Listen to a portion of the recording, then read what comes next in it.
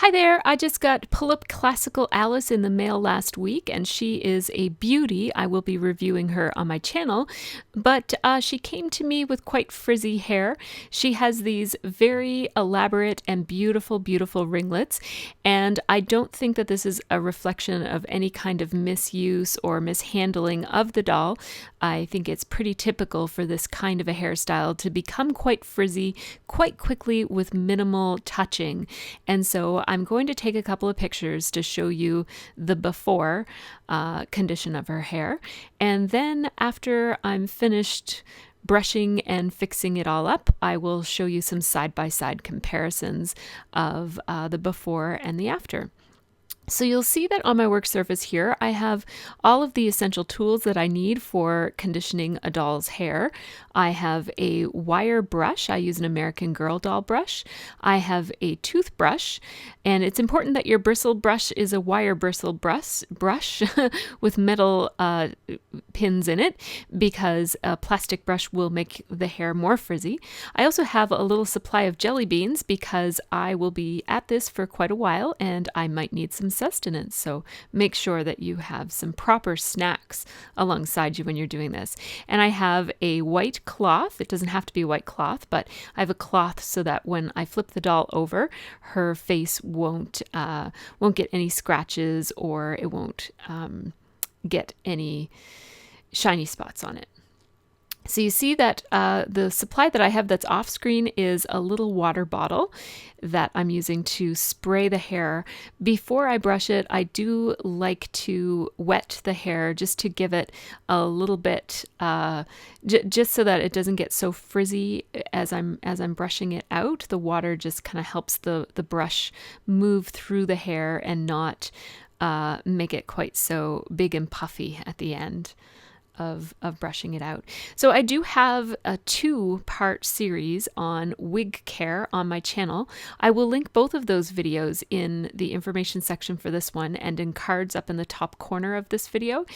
And the reason I decided to film myself doing this particular job is that I realized after I had filmed the video on wig care that includes showing how I brush out the curls. I was zoomed in so that you could see what I was doing, but the problem with zooming in is that if you move even a little bit, you end up being out of frame. And so much of the brushing actually takes place out of frame in that video. I think it's still helpful in that you can still see a little bit of what I'm doing, and I do narrate it so that I at least tell you what I'm doing. But I thought that since since so much of the action was out of frame on that particular video, I thought I would show how I kind of fix up some ringlets while I'm zoomed out so that you can see the whole entire process.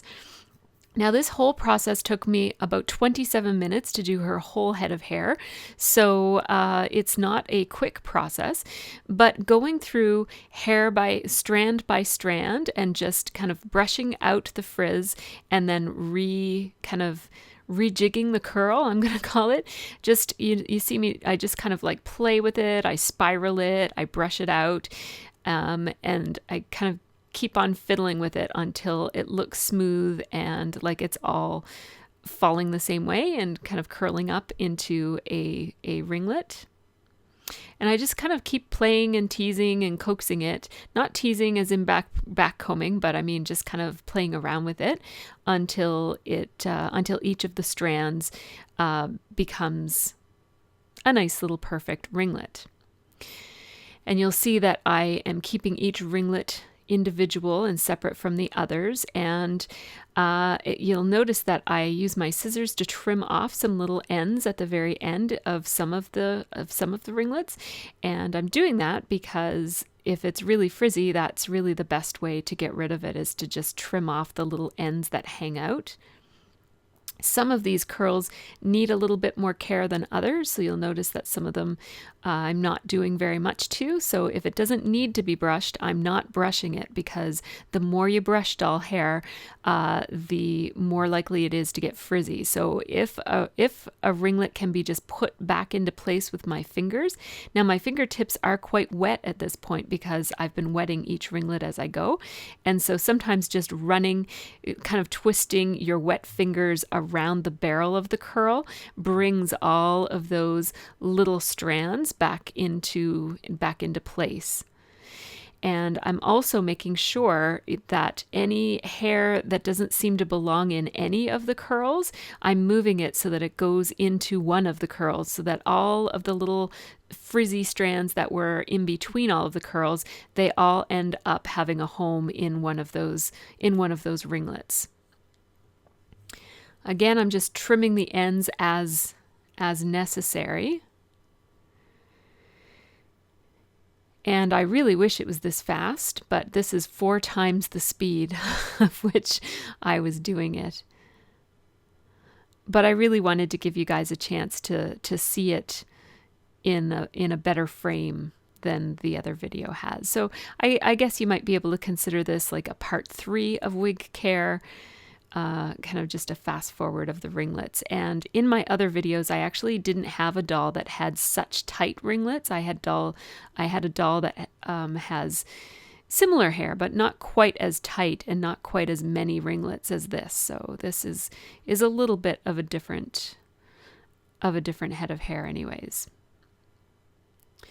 So these ones on the sides require more work than the ones in the back because they were on her sides, and so they were more likely to get caught in her hands and as the doll owner handled her and whatnot.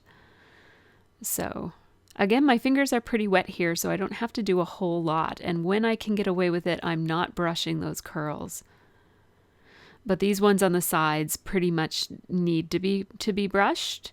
And as I brush it, I'm using the same principles I used in my other videos, where I kind of very carefully, I'm not pulling through when I encounter any kind of blockage in the brushing. I'm taking the brush out and moving it so that I'm not just kind of pulling the brush through the hair.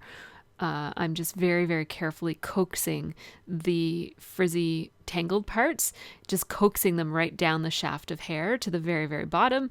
And then at the bottom of the curl, all those tangles just kind of fall out. So I hope that makes good sense.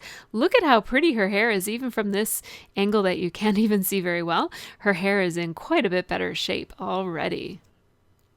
Look at those lovely, lovely curls. I am so in love with Classical Alice. She's a doll that I have wanted for so, so long. And I was so pleased to get a chance to get her from another collector. So I am going to show you the after pictures, and then I also am going to go ahead and set them up so that you can see a before and after. These are just the after shots that I'm just kind of throwing up there so that you can see how pretty they look. Much, much nicer. And they will get frizzy pretty quickly just from handling her, putting her in her doll stand, and I have her displayed in my Alice section of my doll shelf. And now you get to see the before and after. So the before shot is obviously on the left, and the after shot is on the right. I'm just showing you the same portions of her hair before and after, and then the whole doll before and after. So thanks so much for watching.